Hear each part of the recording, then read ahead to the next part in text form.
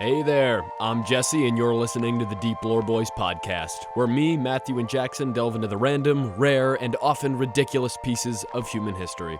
A bunch of fellows thought it would be a good idea to release 1.5 million balloons. What the frick? What? No, we're not. Give me No. a chicken. So he might not be a great nudist, but he's an outstanding salesman. I don't know, I feel relieved. So does Diogenes. Diogenes is one of my favorite historical dudes ever. There are so many little stories of him. I'll just start with one of the most famous. Back in the day, all right, they were trying to figure out, what is a person? What is a human? And Plato was like, I got it. A human is a featherless biped. And everybody clapped. They're like, oh, you're so wise, Plato. Diogenes comes stomping in there with a plucked chicken and just throws it down and goes, behold, a man. Was that? Oh, he was the guy that did that? Yeah, that's Okay. Diogenes. I have heard that tale many a time. Same. I did not know that he was the man that did such a thing. Classic. Already off to a good start here. His whole outlook on life was like society. It's dumb. I am going to sit in the road in the dirt and I'm going to poop in public and make fun of society and just all of the dumb things humans do. Like we have all these social rules and we have to use ancient Roman toilets instead of the great outdoors, He has a point. He has does. a point. He has a point. He lived very, very frugally. Like he didn't own anything. He slept in like a barrel. All he had was this bowl that he like drank water out of. And then one day he saw a kid scooping water out of his hands. And he just ditched the bowl and was like, well, don't need that anymore. What happened with this man? This is like the one guy on a Minecraft server that just refuses to do anything and just runs around like causing problems. And like That's true. Maybe he crafts a wooden pickaxe, but apart from that, he's got nothing. Yeah, he kind of just walks around. That really was Diogenes, yeah. There's a quote here by Max Stirner talking about Diogenes, and I think it just sums up his worldview pretty well. What else was Diogenes looking for, if not the true enjoyment of life, which he found in having the least possible wants? If he has nothing to stress about, then there's no stress. What would you have to be worried about? Yeah. A lot of people wrote down things about his dog-like behavior. That's really what a lot of people in Greece tend to remember him for. He was like a dog. Yeah, he was insulted with the epithet doggish, and he made a virtue of it. When asked why he was called a dog, he replied, I fawn on those who give me anything, I yelp at those who refuse, and I set my teeth in rascals. So he said that he liked being a dog because they will eat anything and make no fuss about where they sleep. Yep, and they poop and pee wherever they want. That true. But he also really liked the fact that they live in the present without anxiety. And that is true. Like they're just always in the current moment. Okay, so this guy, I see now the realization that he came to. Okay, I understand. I see the world the way he sees it. You've been enlightened.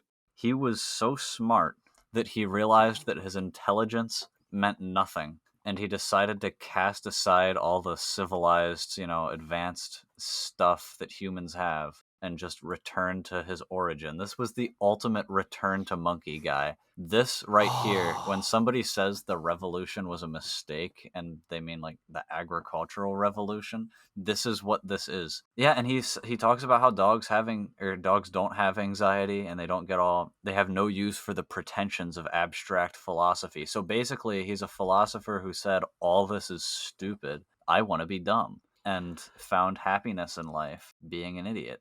Yeah, really, like, a lot of the things that he said, like, make some sense. I'm not gonna go poop in the street, but, I get what he means, that, like, when you really stop and think about it, it's a little silly, all the rules that we've constructed for society. Yeah, no, it is. This guy definitely, he was the first red-pilled individual, I think, is what I would say. That's what he was, yeah.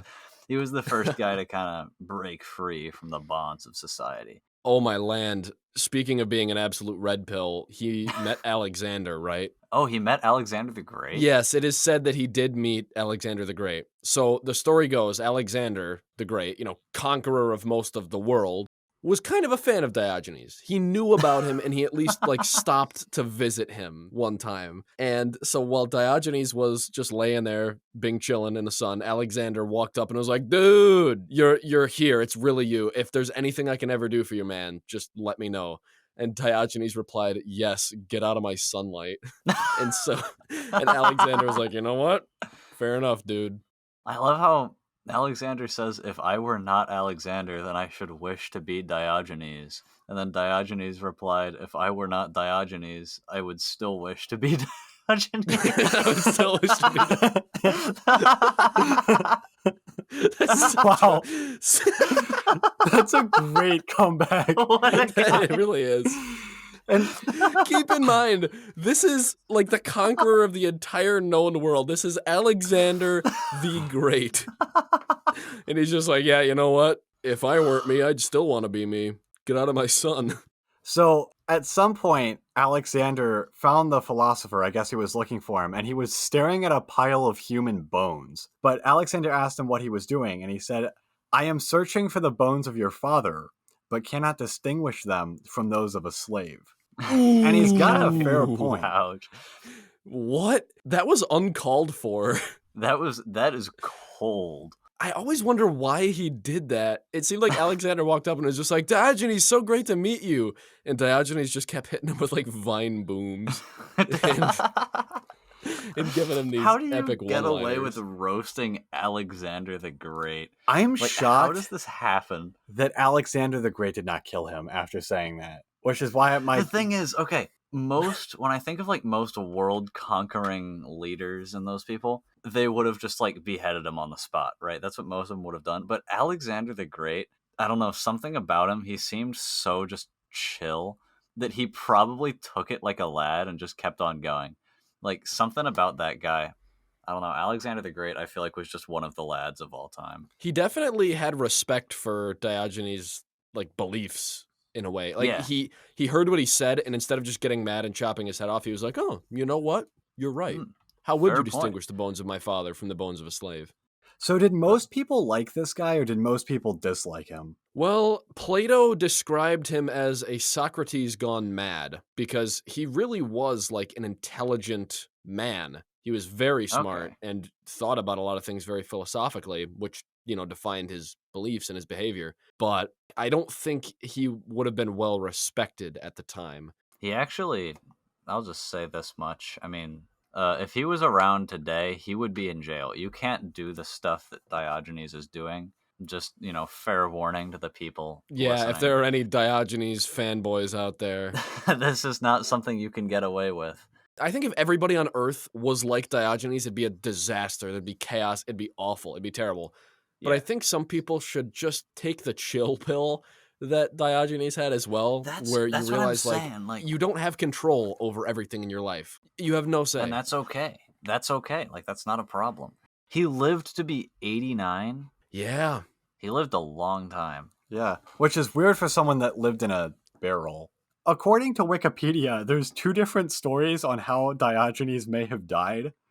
The first is that he got sick from eating raw octopus, but it's also likely that he died from an infected dog bite. Maybe he got both at the same time. Maybe the dog ate the bad octopus and then bit him. Could have been a bit of both. The dog got infected. Oh, when people asked him how he wished to be buried, he told them to throw him outside the city wall so that wild animals could eat him. No, the whole thing with that was he really didn't see any purpose in like having a funeral and keeping his body set apart. Like, no, I'm dead. Like, you're not using my body. Just throw it to the animals so I can give back to the earth, you know, what meager amount I've taken from it. He's got a point. I think that's fair. Yeah. Oh, so people asked him if he minded being thrown out of the city when he was dead.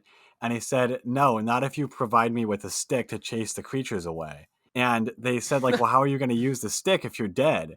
And he said, like, well, if I can't use the stick, why does it matter to give me one? Yeah, like if I lack awareness, then why should I care what happens to me when I'm dead?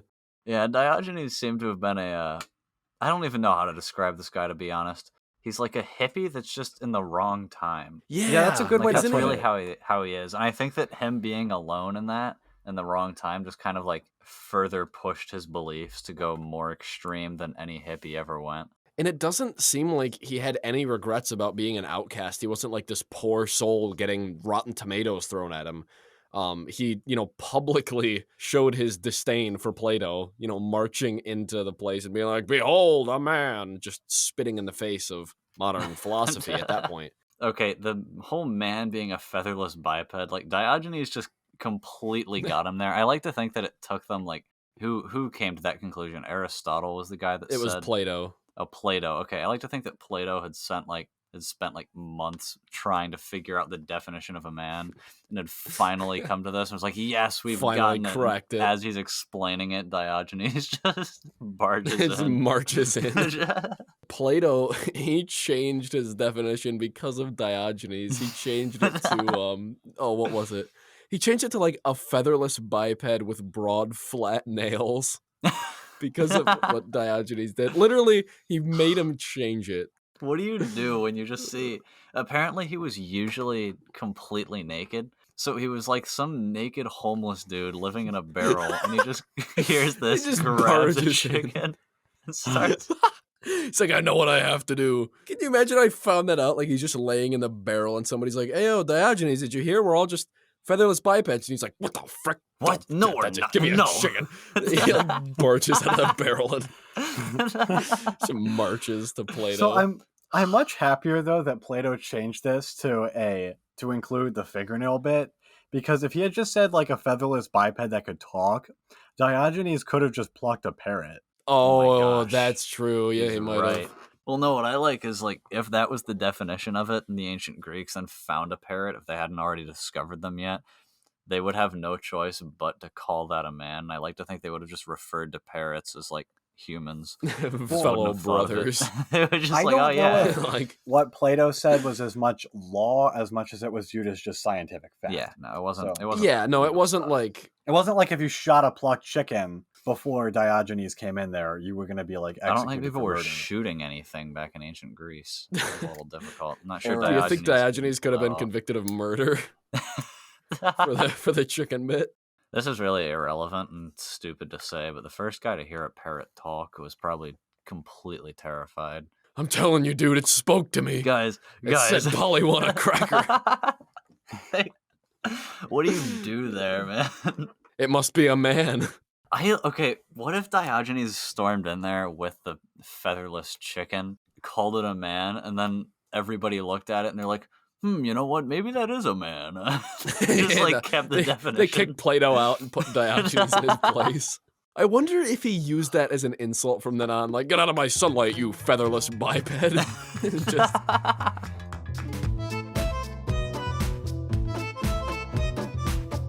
This reminds me of another person named Naked Ned. Naked I don't know how Ned. much of this we should Oh really my go gosh. Naked but- Ned was just like Diogenes now that I think about it. Who is Naked Ned? There were two people that I really heard stories about when I grew up in Maryland. The first of which was an armless, legless robber that I believe turned out to not be real, but I had Really? nightmares of him. And then I woke up one day and I talked to my mom about it, and she was like, "Jackson, this is stupid. Like, what's he gonna do to hurt you?" And she had a fair point, so I no longer kept worrying about this. But supposedly, according to the kids in the town that I lived in, he was there. But the other person that I heard about is definitely real, and that person is Naked Ned. Yeah, I'm seeing he like builds dams along the river, just like So for he's kicks. he's a bit of an activist and an environmentalist, and he refuses to wear clothing made out of cotton because supposedly Russia had to drain a bunch of the Aral Sea to grow cotton, and it harmed the wildlife in the Aral Sea and was bad for the environment. So because of this, he's decided that all cotton clothes is bad, and he no longer needs to wear them. Now he And is so naked. he's gone from not wearing cotton to just not wearing any clothing at all. I don't really know what because- like wool has to do with it. Like wool would be fine. There is clothing made out of plastic, which I guess is not much better for the environment, but Surely you can find something, man. No, Naked Ned has just been a running tale. I've been aware of this guy my entire life. He's just been like a character. As far as we know, he's still down there by the Potomac River, and he just like lives in the woods. So he does not go by the name Naked Ned. I just want to make this clear. He goes by the name Oh, Chaosme the Infinity, which Mm. is a much I more see why banger Naked name. Ned. Yeah, I see why Naked Ned became the more Yeah, it became more prominent the trope. title. Chaosme the Infinity. The other nickname for the man is the Beaver Man of the Potomac River. Chaosme the Infinity sounds like a Destiny 2 raid boss. Doesn't he? He does. I understand, making a point about, like, hey, Russia drained this lake. It's bad. It messed up the environment. Yeah, that's bad. I agree that cutting down tons of trees and ruining ecosystems is bad. But pick your battles. Yeah, like Like, okay, a the thing single is, lake in Russia got drained. So you decide all cotton is just get it out of here. It's demonic, I satanic. love how he didn't have a problem with like okay, in the very area that he lives in, there were cotton farms 150 years ago that were entirely managed by slaves, and he doesn't have an issue with cotton because of that. He has an issue with the fact that halfway around the world a lake got drained. Right. That's Hey, what did it. I want to It's specify kinda here. I want to specify here. It wasn't a lake. It was a sea. The Aral Sea was The just a entire big sea. lake. It was just a big lake, Jackson. The Aral Sea was. I do want to say mad respect to it because it was nice, and it's very unfortunate that it was drained. I'm well aware of the draining of Yeah, it. Resulted in the we're not destruction saying of it's a lot. not It was bad. sad, although it doesn't do anything to fix it by running around naked in the woods. Yeah, if anything, that kind of just I mean- harms your cause. Because now when I think of protecting wildlife, I think of Naked Ned. Or what is his name? Chaosme the Infinity. Yes. I like to think that he just kind of used the Aral Sea as an excuse when people asked him because his real reason is so beyond stupid. He just like used that. Or maybe his real reason, instead of being stupid, was just literally, I want to do this. You can't stop me. The reporter who interviewed him claimed that he has a lot of reasons for it and he can sell them really well. So he might not be a great nudist, but he's an outstanding salesman to defend himself against the nudity. I'm not sure he's really a salesman. It's just kind of, I'm sure he has good points. Obviously, there has to be a justification for why he's doing it. And I would probably agree with half of it. Can we just back up a little bit? What a brilliant sentence. He may not be a great nudist, but he's a great good salesman. Man, I mean, that's a good skill. I'm glad he can sell it well. Yeah.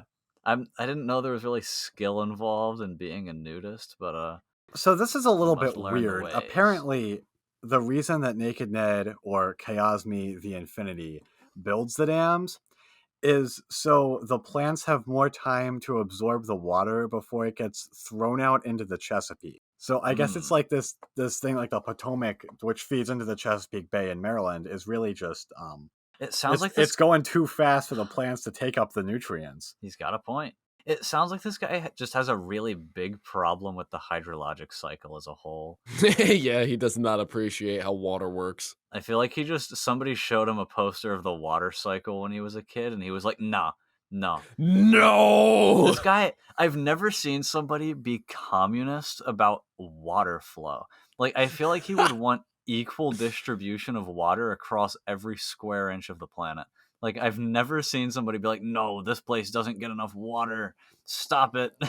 No, yeah, I think he wants all of the earth to be like knee deep.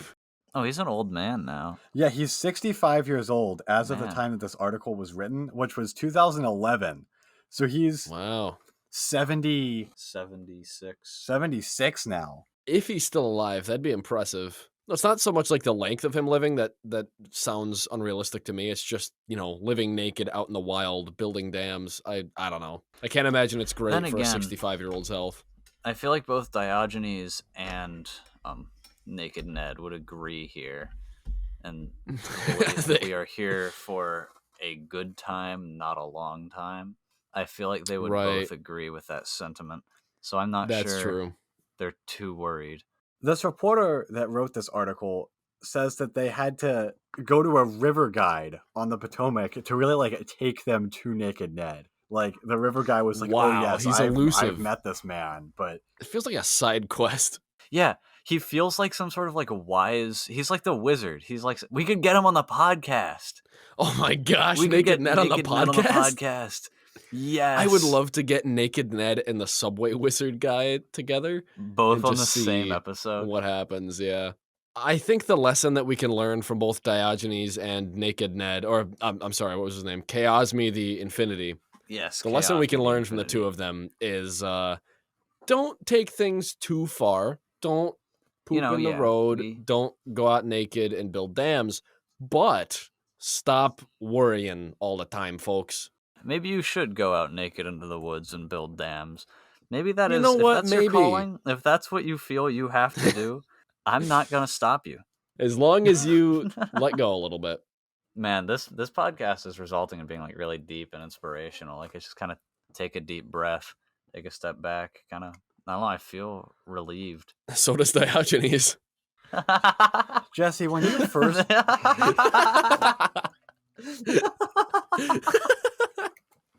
I'm sure that's not like all he wanted to be No. remembered for was like haha No. poop. What were you saying, Jackson?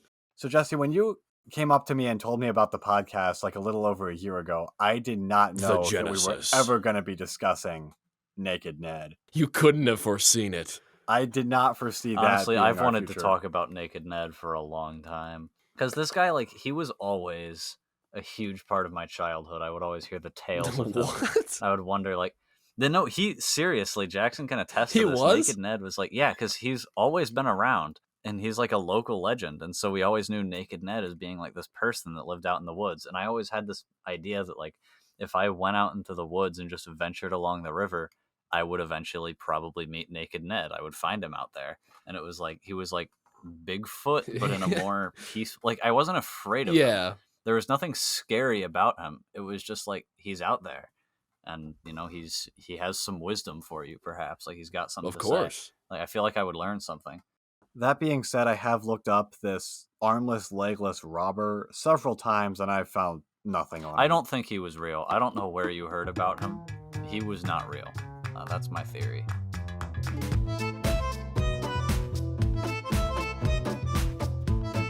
Basically, you guys ever heard of Cleveland in Ohio, the glorious state of Ohio? I know that place. We know Ohio. I'm a man who spent a lot of time in that place. But basically, in the grandiose city of Cleveland, in the year 1986, a bunch of fellas thought it would be a good idea to release 1.5 million balloons. And like all at once in a big all cluster. at one time. A giant, it's like up, but they were going to pick up the whole city. I can't even put into context how many balloons this was. 1.5 million. Maybe that sounds like a lot. Maybe that doesn't sound like a lot to you. It was a lot. Somehow this came as a shock to the people back in 1986. But all those balloons need to go somewhere. Right? They can't just sit there. And so after releasing all of them everywhere, they completely clouded the sky and just created a giant mass of balloons everywhere all over the city. And then they all began popping and falling into Lake Erie. The balloons kept washing up everywhere and killing all the fish and everything. It was no. It caused a huge mess everywhere. It was basically, apparently around Cleveland, it reportedly rained latex. It was just like bits of balloon just kept raining from the sky. And this caused like traffic accidents all over the place, didn't it? It caused a lot of problems. Apparently, let's see. In this video of it, it's just like a black cloud because it looks terrifying. Rainbow-colored balloons, but because they're all so high up in the air, it just dulls them out and just turns them black. It genuinely looks terrifying. It looks like some kind of Lovecraftian monstrosity is just roaming through the city. There are so many balloons. I just love these pictures of like when they're all like in this, like they're all the same color because it's so far out and it just looks like this cloud. It looks terrifying. Something out of Exodus. Exodus? It's from the Bible. Dude, it's the like balloon plague. It literally looks like somebody blew up like a giant bomb in the middle of Cleveland. Like, it looks absolutely horrible. Apparently, the Burke Lakefront Airport had to shut down a runway for half an hour after balloons landed there. Traffic collisions were also reported as drivers swerved to avoid slow-motion blizzards of multicolored orbs or took their eyes off the road. Multicolored orbs. They were also just gawking at the balloons overhead, so they weren't looking where they were going, and they were crashing into each other. All the balloons were in Lake Erie for like a day, like right off the coast of Ohio. And at some point they disappeared. And all the Americans were like, well, where did they go? Well, they just floated across the lake and all of them ended up in Canada. So it wasn't even our So problem. we just bombed They did. Canada. Canada just had to Canada's deal with problem it. now. They all washed up on the other side. I like how in the list of non-fatal injuries on Balloonfest, it just says multiple horses. Wait, there's a list. The list is just 2 words. It just says multiple horses. How? What happened? Apparently, balloons landed in the pasture. A bunch of them just landed there, and the horses ate them, I would assume. They ate the balloons, and apparently many of them got very sick and had permanent injuries from what happened. Poor horses. Well, you can't eat everything you see. They should have known. Yeah, you can't eat balloons. 2 people ended up dying because they fell into Lake Erie off of a boat, and they were wearing life jackets, but like depending on how you fall in the lake, your life jacket's not going to completely keep you up. It's just going to keep you afloat. Well, the Coast Guard couldn't find them because there were just like thousands upon thousands of just balloons all throughout Lake Erie. And the 2 fishermen ended up unfortunately dying because of this. So that's how 2 indirect deaths were caused. Yep. Man, so the balloons didn't kill them. The Coast Guard just couldn't find them because of the balloons. Yeah, because there were too many balloons. They were just lost in there. The wife of one of the fishermen sued the company that organized the Balloon Fest for $3.2 million. And then apparently the person whose horses got injured sued them for $100,000. And that's bad because this was a fundraising publicity stunt. And I can't figure out what it was fundraising, but... I don't know what it was fundraising, but apparently it wound up losing money because of all that. I just wonder, like, I get that the intention was good, but, like... You had to see this really coming. Not think about this? Did they really think... Like, where do you think the balloons would have gone? Like, they weren't just going to disappear. The goofy thing about this is looking at pictures, the balloons, you know, we associate that with, like, a kid's birthday party. They're so colorful and happy and childish, and yet... that day, they were a menace. It was like a disaster. So you're just looking up, like shaking your fist at the sky after, you know, people are drowning, the fish are dying, people are crashing. There was nothing childish there's just this about this. childlike wonder, yeah. This is the world record as the largest ever mass balloon festival ever held, and it will probably be the largest. Yeah, nobody's really trying to beat that. A lot of record books, from what I have heard, actually fail to recognize this after as much of a disaster as this was. So you have to be like environmentally friendly, I guess, for the Guinness Book of World Records to like. Oh, so they don't recognize it because they don't want somebody else to try and beat it. Yes. Yeah, they don't want to. They don't want to encourage Balloon Fest from ever happening again. But they did recognize it in the 1988 edition of Guinness Book of World Records. They just changed it later on because. Yeah, they don't want to condone that. I look at this. I feel like we as a species have come a long way since the 80s. But then again, sometimes I think about it and I think, have we? Have we really? I wonder, what would Diogenes have said about the Balloon Fest of 86? Because God knows Naked Ned sure wouldn't like it. Diogenes, if he was there, I don't think he'd try to stop Balloon Fest, but he would sit back and shake his head and be like, it's going to be a disaster. It's going to be a disaster. It was a disaster. Like... Diogenes would just look at it and be like, guys, this ain't gonna go well.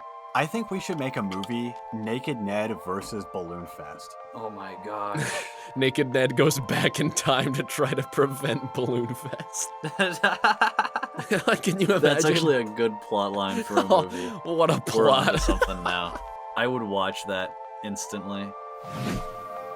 Hi again, it's Jesse. Hope you enjoyed this episode of the Deep Lore Boys podcast. You can find more episodes of our show on YouTube and Spotify, which we encourage you to share with your friends so we can grow the podcast. And drop a comment down below if you're feeling extra generous. Thanks so much for listening, and I hope your day is nothing short of interesting. Take care.